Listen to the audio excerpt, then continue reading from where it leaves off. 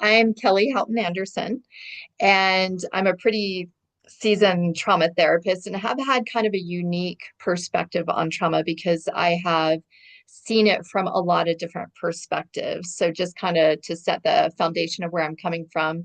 So, as a social worker and a therapist, I have interacted with trauma in many different spaces. For instance, like the nonprofit humanitarian world. I've been, in developing countries where you see intense trauma. I've worked in the where we rescue children from trafficking. So you see trauma in those perspectives. I've worked in the hospital, either emergency rooms or people are passing away or they've received a chronic diagnosis. And then I've also sat in United Nations Human Rights Council meetings and heard about like the atrocities that are happening around the world. And so anytime I talk about trauma, I'm kind of in all of those diverse settings. And I own my own practice now where I work with women who have experienced trauma. So I feel like as a therapist, I've had a very unique view of what trauma can look like in many different spaces. And I'm also an author. I'm a new author of a book that's called Walk With Me, A Trauma Therapist's Journey, Transforming Trauma into Hope and Healing. And that part right there, transforming trauma into hope and healing, is really the focus of my practice and my focus of the messaging of trauma, that you can get to the other side of it. Perfect. So I guess my first question for you is, why did you get involved in this? In the trauma work, yeah. So I've always been, so I definitely had some childhood trauma, and recognized the impact that that had on me. And that's probably what pushed me more into the social work world. And I've always had this desire to help relieve pain from people who are suffering. So I went originally into like the nonprofit humanitarian space. And then I actually became more specialized in trauma interventions. Interestingly enough, I was working for an organization that rescues children from trafficking, and I was presenting at the United Nations about interventions that help those who've gone through trauma. And that pivoted me where I'm like, I want more training on this and go deeper on this so that I can help people individually or through a book to get to the healing pieces of trauma, to recognize what the impact was. And then now, okay, what do you do to create a happier, healthier life coming out of trauma? And then in my adulthood, and this is, part of my what I write in the book, I did have a very significant trauma in adulthood and had to apply all the tools and resources that I teach everybody else and what that journey was like for me. I think it's interesting that you mentioned that last part because I was speaking to someone who's a trauma mentor, trauma coach, and Mhm. they're like, Terrain, you'd be surprised how many people who are helping those through trauma have experienced trauma Right. themselves.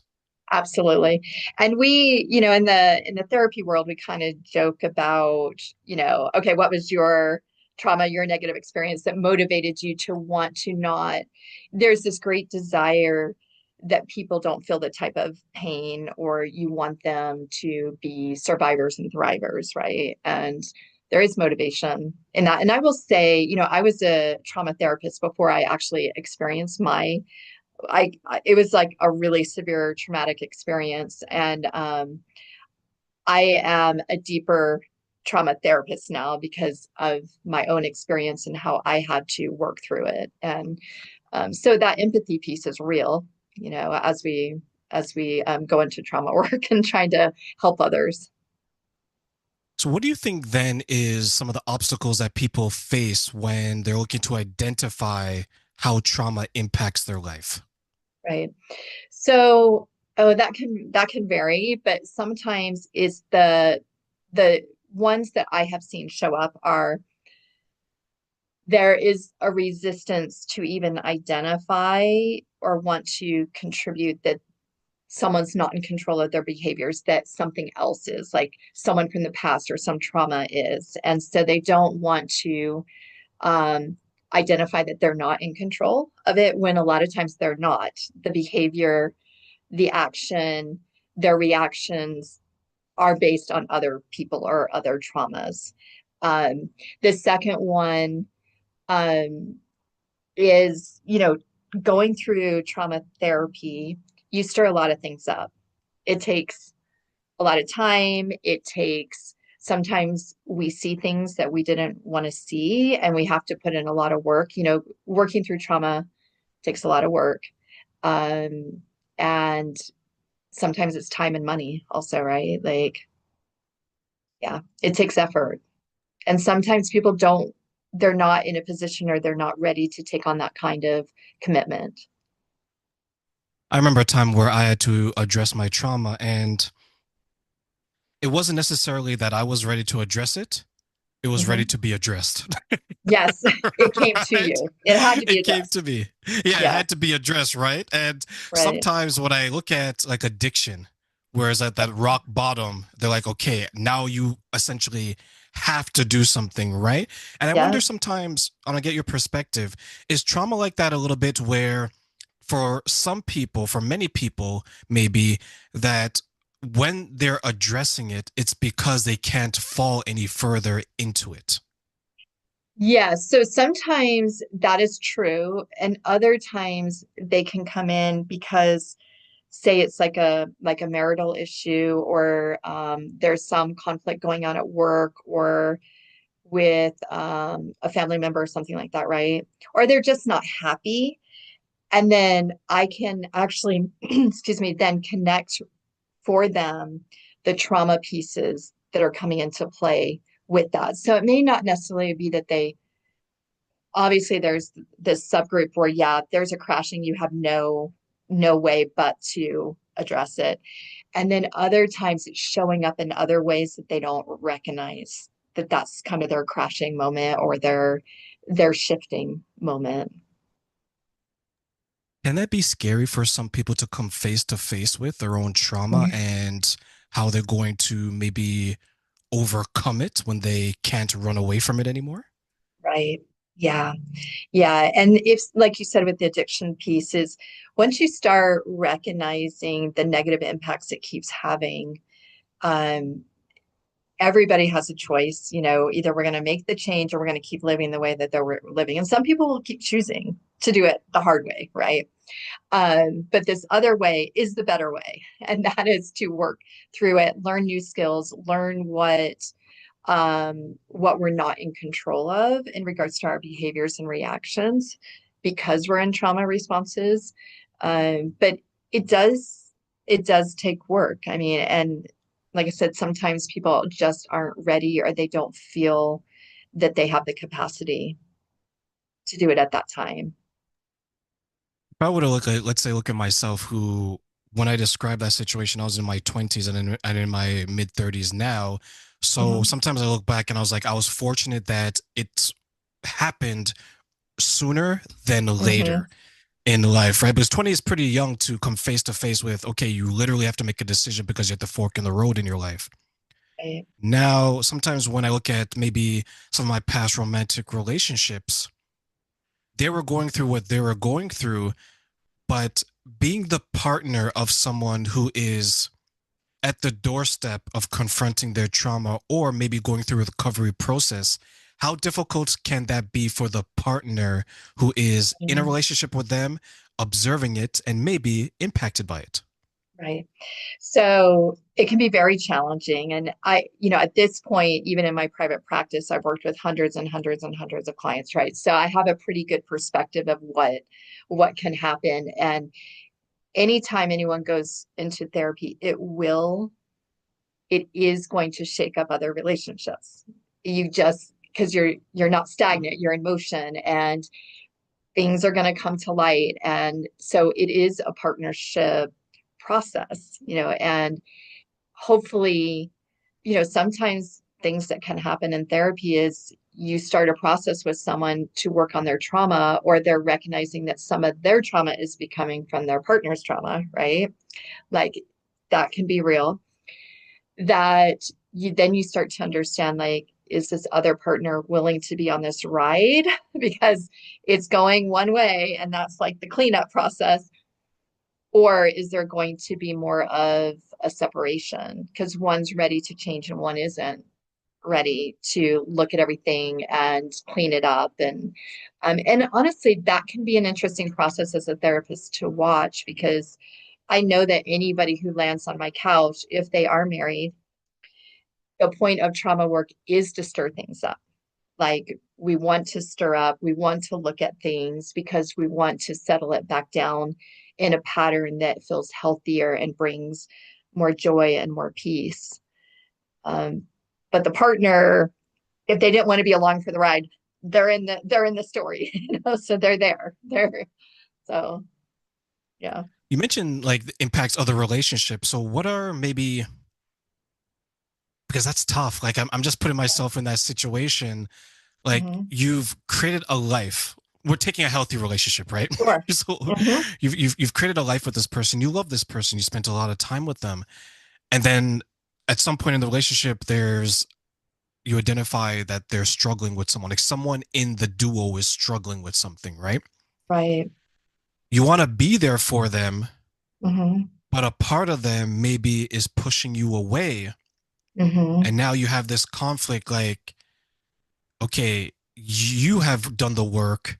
You maybe want them to do the work, but just because you want it for them doesn't mean that they're going to want it for themselves.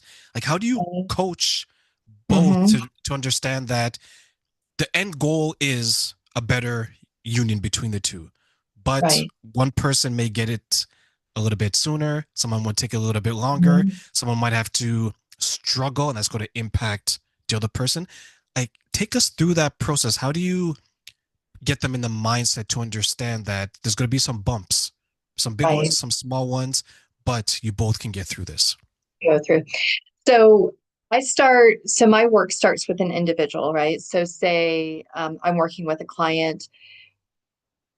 When I talk to them about the process we're going to go through, I start with that of like, okay, we're going to stir things up and people around you are going to feel off balance because what happens in relationships, especially in partnerships or family dynamics, right, is we all are used to patterns. Like you do this and I'm going to do this. You do that, I'm going to react this way. You do this, then we're going to make up this way, whatever it is, right? So you have these patterns and you also have your roles.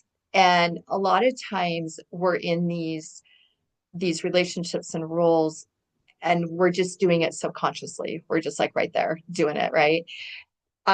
When you start identifying it and you start shifting it, other people who are in those roles and relationships are being shifted, whether or not they like it, right? So it's naturally going to happen. So then the next question, so then if I bring in then the partner at a certain point, um, this actually becomes can be a pretty clear situation with partnerships of really understanding this of like, are we on different growth paths? And can I be patient? Can the person who's trying to grow, who's trying to do the transformation, we do talk about that patience that this person didn't really have a choice. Like they're just being brought into it, right? They're being shifted into it. The goal, hopefully, with the partner is yes, I want to grow too, and we want to grow as a couple. But of course, every now and again, you do get a situation where one wants to grow and transform and the other one doesn't. And that can cause more conversations to be had at that point.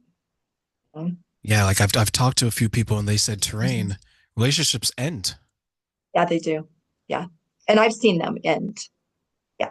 Sometimes even, and these are really intriguing situations for me where I can have, a woman come in and I'm asking, one of the screening questions is tell me about the relationships. And the answer is, oh, my spouse and I are great.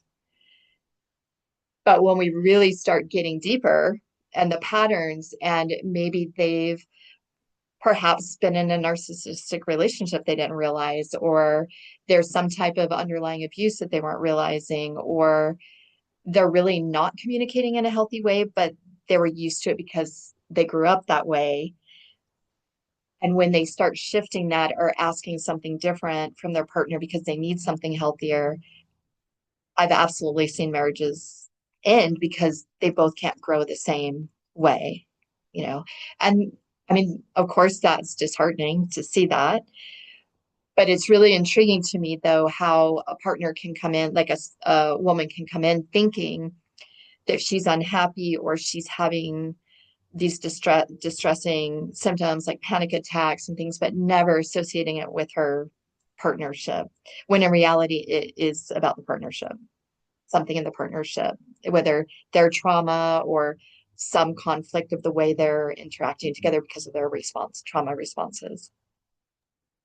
That what you just described, that last piece reminds me of a relationship where I was in that after a period of time, whenever I was around that person, I felt like a bit of anxiety. Like I started to feel warm and Mm-hmm. I'm like, what's going on? And then when I would see their name in my phone, instead of Yeah, burst of joy and happiness, I'd be like, oh right, yeah, right. And right. then I look back, my body was telling me what my mind was maybe Yes, ignoring. right, Do you see right. that as well? A lot of that. So it's really intriguing to me. I just always am amazed, like how many people are walking around really in kind of they're just automatically in motion without really thinking about how they really want to be acting, how they want to be engaging in life, how they want to be responding. We're just kind of in this autopilot of what's been programmed, past events, past experiences, whatever it is programming us to be this person and we're not challenging it. But part of that is going to what you said is we're not listening to how our what our bodies are actually telling us. Like a partner, I could again have a client where when I'm really digging into it, she's feeling panic before her husband walks through the door, but she's not identifying that as like a trauma response or that there's something bad there. It's just she's just used to it. And I'm like, okay, for the most part, our bodies, for the most part, should be in what we call this window of tolerance, right? I don't know if you've heard that term before of like, we can just handle things and we're okay and our bodies feel okay. Once we're going into the panic, anxiety, kind of like what you were talking about, this uncomfortable space or we're withdrawing, anytime we're shifting into that, we should be questioning what's going on in this relationship or what's going on because something's off balance. Most of the time, like you were saying, people don't pay attention to it and they just keep doing it and keep doing it and keep doing it. Same thing over and over and over again.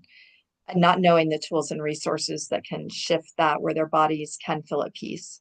Or they can change the relationship or walk away from a relationship where they're not feeling their bodies cannot feel peace, right? Like, so I'm glad you noticed that because there's so many people who don't notice that.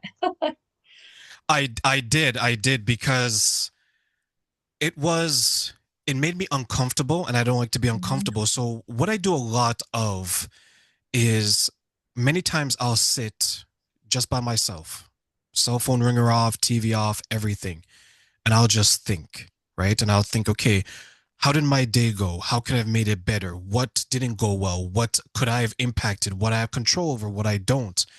And there's some times where I would come to that conclusion. I was like, okay, it's my responsibility to soothe myself, Yeah. right? And that could be a number of things, right? So if I'm not able to resolve a situation, I have to ask myself, or I will ask myself then, okay, so what is contributing to it? Is it a Mhm. person? Is it a behavior? Or is it a situation?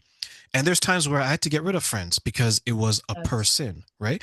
And Uh-huh. there's times where it was a behavior and then you have a conversation because I think sometimes, a lot of times, I think actually, people don't intentionally mean to make Right. you upset or bother you or stress you out, right?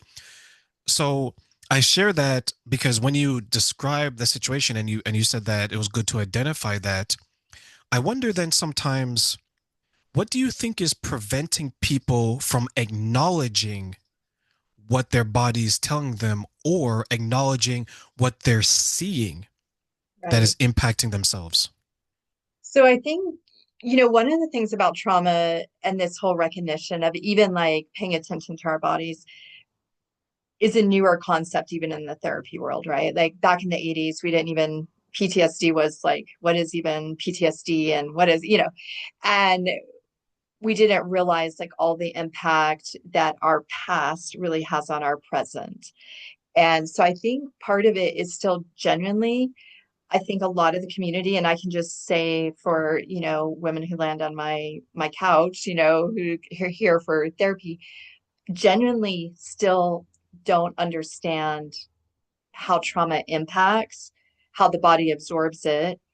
And we're still kind of in this pioneering stage in the communities and with individuals of learning about it. Like because like I said, even professionals, we're just learning about it. When I went to school, I didn't learn about it. It was after I went to school, I started learning about it because it became more, it's just obviously a topic that's being studied a lot more and it's being understood a lot more. And even in the medical community, we're seeing more understanding, even among physicians, of the impact of trauma that has on the physical body, right? Now, if we had talked 10, even 10 years ago, I wouldn't be saying that. Like it felt like there was this conflict that was happening. So I think that's part of it.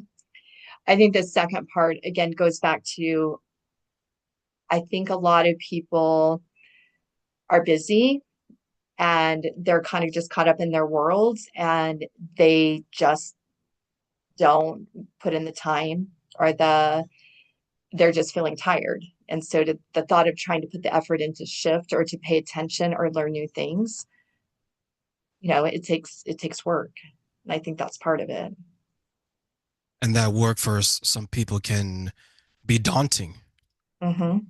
It is, and it is daunting, I think. But it's so worth it. I think that's the thing when I'm, working with a client or, they bring in their partner and is this, I've just been able to see so many transformation when people put in the work. And obviously you've seen it within yourself because I hear that you were able to get on the other side of this.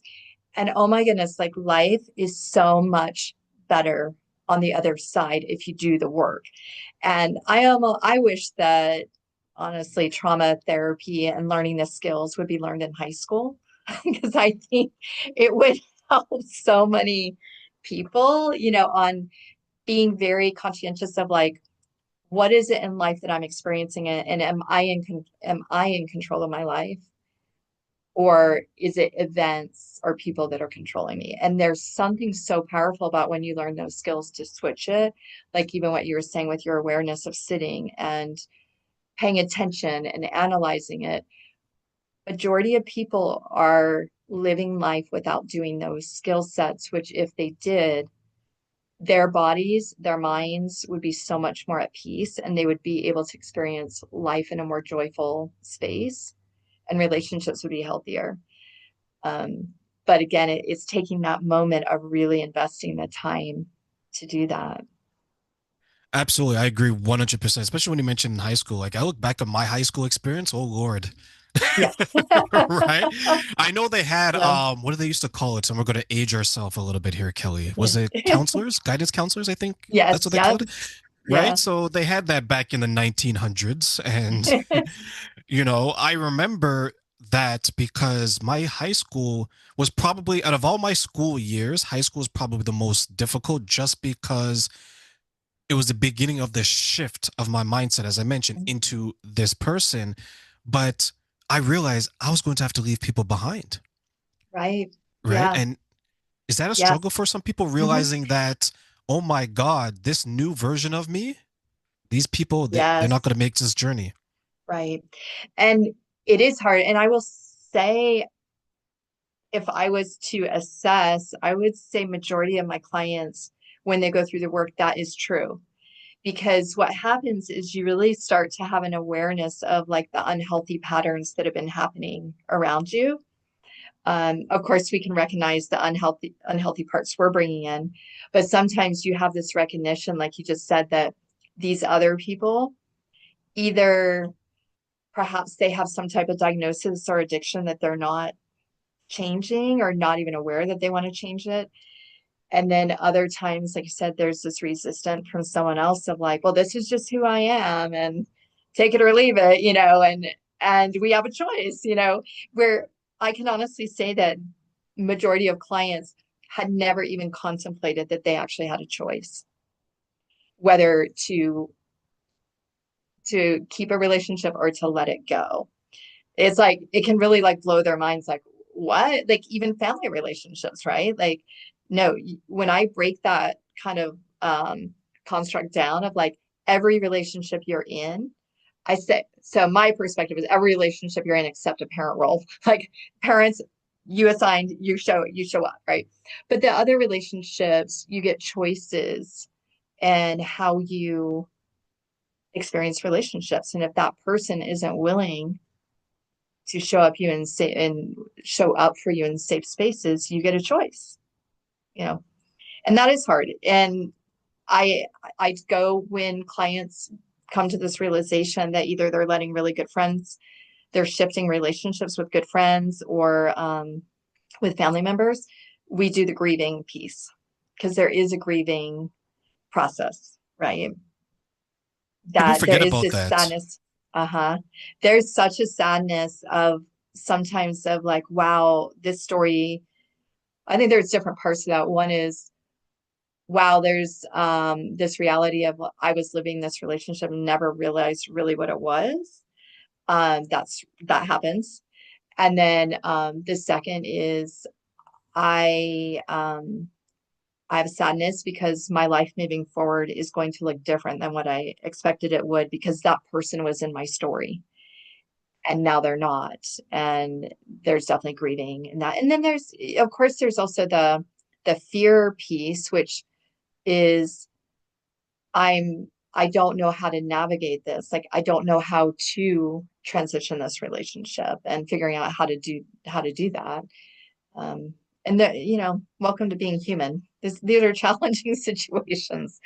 Lots of humans around, and we're all trying to figure this life out. And yeah, and it can be complicated. I spoke to one woman, this was maybe a couple of weeks ago, and she went through something similar that you're sharing, and she ended up moving out of the city as part of a Hmm. recovery process, right? Because she had to take herself out of the environment that was triggering her. Right. And she built a fantastic life. She got married, she had children, Hmm. beautiful life. So now that she was healed, now that she Hmm. was da da da da, Yeah. knew her, right? She ended up moving. She's like, okay, I want to move back to the city I grew up in and I want to rekindle these relationships. She moved back and she couldn't do it. She Yeah. couldn't be friends with those people. And then I remember speaking to her. She's like, Train, does that make me feel bad because I can't be friends with them? I was like, no. I was like, you today can't be friends with them because the you of yesterday could have been right. Now they are who they are. Love them, hate them, indifferent, Hmm. whatever the case is. You appreciate them because they were a part of your life. You've taken your life where they can't follow. No fault of Right. their own, no fault of yours, right? But to your point about the grieving, she was grieving because she was able to find success Hmm. and they weren't able to find Right. success. Yeah. Yeah. That's real. Yeah. That's a really interesting perspective. And there's a grieving that exactly that you want people, when you genuinely love people around you, you want to see them become their best selves, right? And it is hard when someone is choosing a different path. I wanted to touch a bit on what you actually identified what is the healing environment, because you said she removed herself, right? So in my book, I actually write a chapter on this. And the first time I really understood and heard about the healing environment was I took it's a graduate certification course with Harvard Medical School and it was actually focused on mental health and refugees, but they study about trauma recovery and how your environment helps in that. And it's so powerful, right? Because your environment does play into the ability for your body to feel calmness or feel like this is giving me space where I can grow from it, whether it's your house, that is your house a healing environment? And if not, can you create that? Is your work, your space a healing environment? And if not, can I create that? And that's not, that's like environmental things around us, but it's also music. It's also the interactions that are coming in our circle. Like when people enter our circle, are we having, like what you said, that kind of tense response? Well, they're not contributing to our healing environment. So if you really like set the parameters like that, of like this space around me, the space I exist in, they should be bringing me peace and joy and healing. And if they're not, I need to make a change. Sometimes that change does come from something drastic like moving to another space. And that can be like after a significant breakup or a divorce, right? Like sometimes we physically have to move from a space in order for our body to like figure out how to heal and to grow again. And then you mentioned a point, which I think is really important, is for all of us to remember that as humans, we should always be evolving and growing, right? Like we should always, but some people get stuck in doing that. And so in all relationships, we're all going to be whoever we are now, we're going to be someone different in 5 years, right? Like we're always evolving and changing. And sometimes people are in our lives for a moment and a purpose and then they flow out of it. And that's okay. Like we're all on different paths. Oh, absolutely. And that's why, like, when I look at, let's say, like, when someone gets a divorce, right? Yeah. Or there's a breakdown of a long-term relationship, all of a sudden, all their friends are single, Yes. right? Or Yes. maybe jaded or whatever the case is. But when someone makes a decision now, like I made a decision years ago, it says, okay, Terrain, what kind of life do you want? Yes. Right. And then I began to surround myself with people who had that type of life Mhm. or lifestyle or working towards it. And I share that because sometimes we are our own worst enemy. As you mentioned, their environment, right? We're like, okay, I want to progress, but I'm still in the mud with the pigs, Right. right? So is Yes. it that you don't see the mud? Is it that Hmm. because the mud has become so comfortable, you're like, it's like old leather? Hmm. Or is it, and I think maybe this goes back to our wiring, I know this devil. I know these bad Right. influences. Over there, I don't know that, Kelly. Hmm. Over there is Right. scary. Is progress Hmm. scary for a lot of people?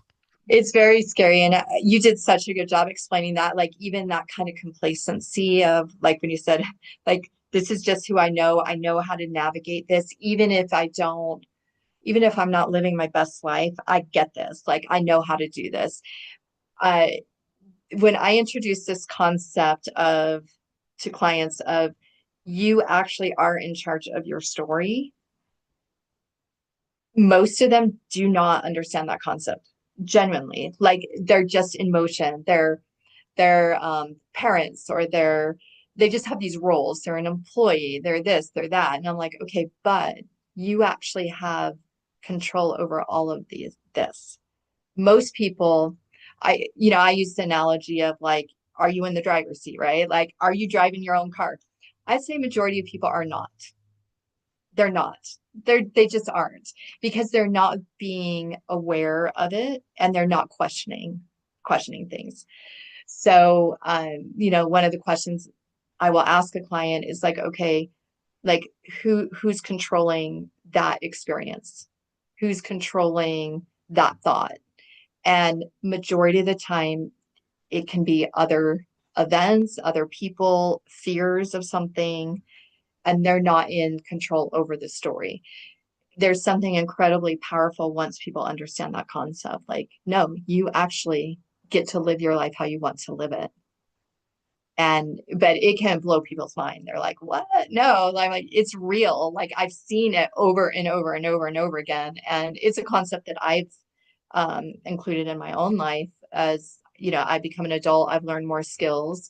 And then even I went through a very challenging divorce and you rewrite your story after, like it's a new beginning of like, what am I going to do from this? But you being in control of that story, like, okay, what do I want my life really to look like? What do I want my relationships?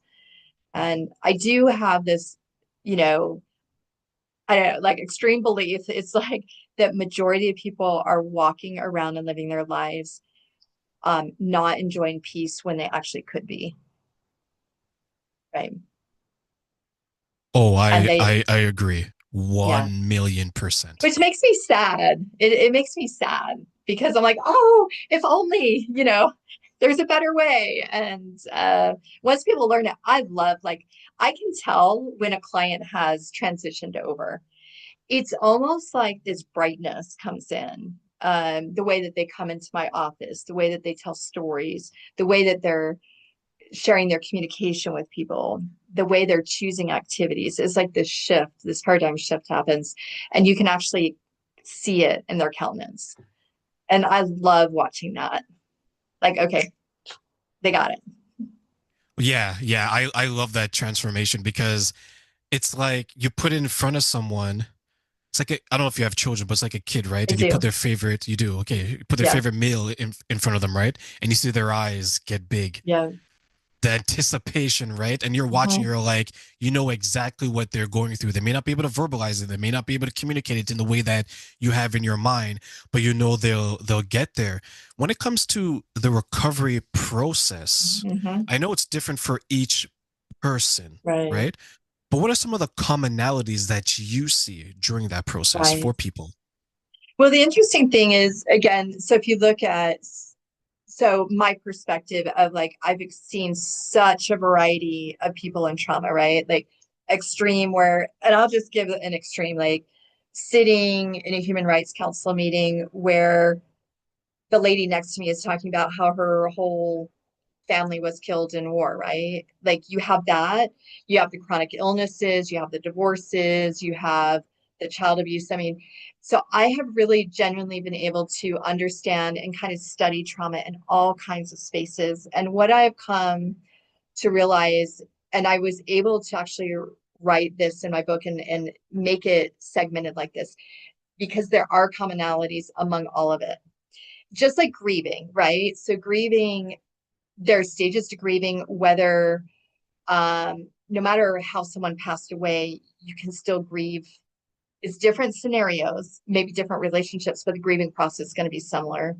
Trauma is that way. So I identified it as the impact is the storm. It's like the devastation is happening, right? And anyone who has experienced any kind of trauma, you're having very similar physical, no matter where you are in the world, you're having similar, whether you're, having the panic attacks, you're going into depression, you're having nightmares, the body will respond similar, right?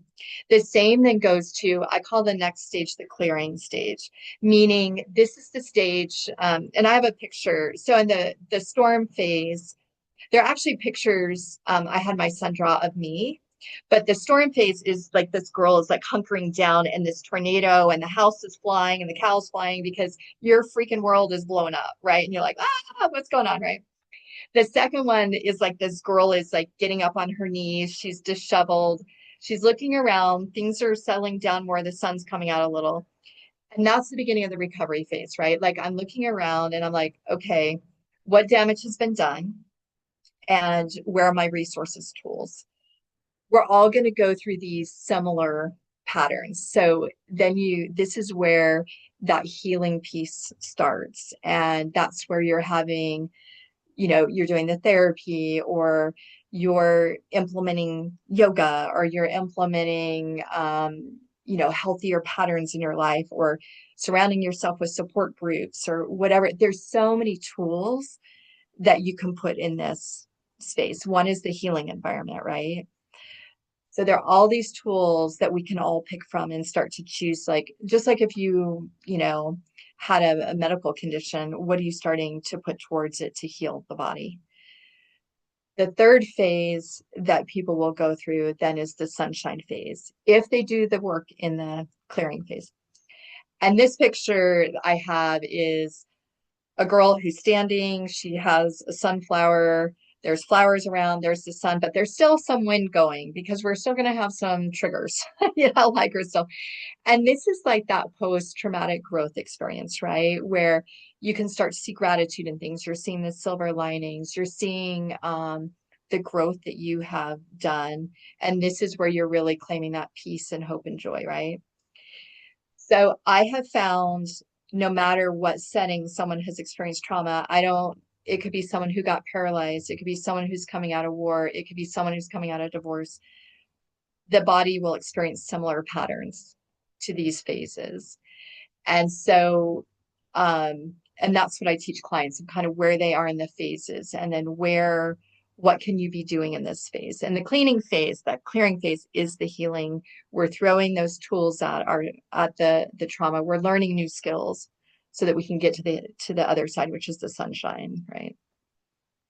And in that sunshine state, or that part Hmm. of the three, right? We Many people will talk about support outside Yes. of, let's say, yourself or maybe those in your clinic. Hmm. How important is it for the patients, the people, to get the support outside of Right. themselves, family members, partners, whomever? Right.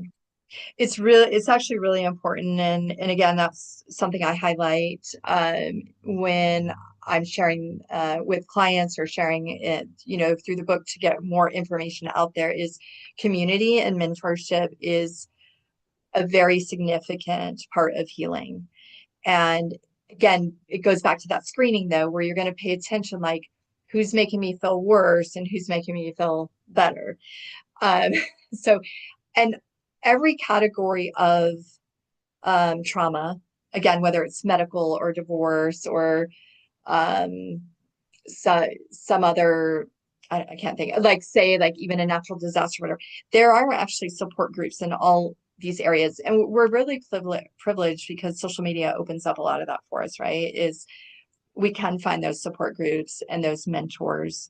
And when we're going through trauma, so important to look around for evidence that people have done this, they have survived it, they have been resilient. And I know, like, when I was going through my trauma recovery, sometimes when you feel so overwhelmed and you can get to those, hopeless points where you're like, wow, this is so hard. I would purposely remember all the, clients I've worked with or, you know, women that I'd met around the world that went through such hard things and they landed on the other side. And you keep looking for that, keep looking for your mentors. And when I was going through my trauma, I identified certain mentors and I had quotes and I had pictures. And I'm like, okay, we're like, that's part of your community, is your mentors. The other part is surrounding yourself with friends, family, people who understand, like support groups, things like that. Perfect. So, Kelly, as we close, what I'm going to do is I'm going to give you three wishes. Okay. Yeah, you have Aladdin's genie lamp. Okay. So, in regards to this question, what are three things you wish people knew about the recovery process and the early stages of it, and why? Right. So, and I've actually been able to think about this because when I went to go write a book, I thought of the most broken client that I've had on my couch, right? Like experienced something so hard, so broken, and what would I want them to know, right? And so I had to think about like, okay, what is that and how am I going to get that messaging out? The first one is absolutely there's hope. 100%. And I'm just super privileged because I have seen it maybe thousands of times. Like I get a the first row seating of like watching this where a lot of people don't. And I absolutely know that people can heal. They can get to the other side. Maybe life will look a little different, but there's still so many great things that can come on the other side of this. So that would be the first. The second would be really giving them the understanding that no matter what trauma hits us, whether, it's a sexual assault, whether it's a terrible car accident, whether someone passed, we still actually are in control of our story. We forget that and our body will quickly shift that messaging off because the trauma now is in control, right? absolutely you can get back in the driver's seat and you can control where your life is going to go and how this is going to continue to play out. And the third, I guess, would be the tools of understanding that there are actually scientifically proven tools and resources. And we know the science, like I just explained, like the process the body goes through, and that people understand that just be patient with the process. You have to do the process. You can't get from A to D, right? Without just jump it. You have to go through the steps. You have to go through the process. Um, you know, like they say, there's only way to get through trauma, and that's you keep going through it. Like you just got to keep going through it. But mine would be, the story of hope. Like the transforming trauma into hope and healing is real, and it does happen.